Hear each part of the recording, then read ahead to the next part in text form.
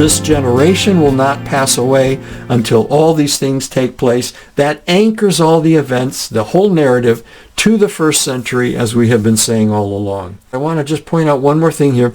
The heaven and the land will pass away, he says, but my words will not pass away. He's not talking about the planet. He's not talking about the sky. He's using an idiom, again, one of our characteristic phrases. He's talking about the covenant domain, okay? In Isaiah 51, 16, and 17, he talks about how the Lord had planted the heavens in giving Israel their land and establishing the land and covering with his hand and giving them his word. The whole idea of the heaven was understood by the Jews as being the temple and the land of Israel, okay? Dr. Paul Penley explains this in an article I came across. It's in the book.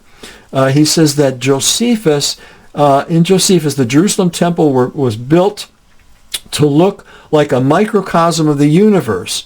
Two parts of the tabernacle were approachable to all, but one was not. He explains in doing so that Moses signifies the earth and the sea, since these two are accessible to all, but the third portion he reserved for God alone because it's inaccessible to man.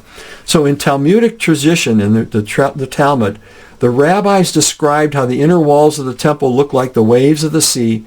From heaven and earth inside the temple, you looked out at the surrounding world. Why? Because the ancients believed the earth had one giant landmass surrounded by sea.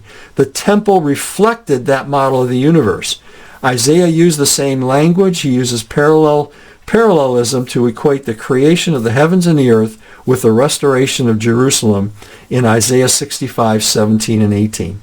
And so we see this kind of language where the understanding of the Israelites was that the heaven was the place of God's residence, okay?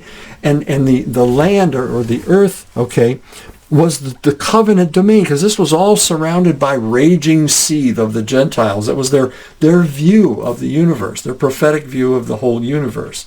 Peter speaks this way, and many scholars agree that in 2 Peter 3, 10 and 12, when he talks about the elements being dissolved.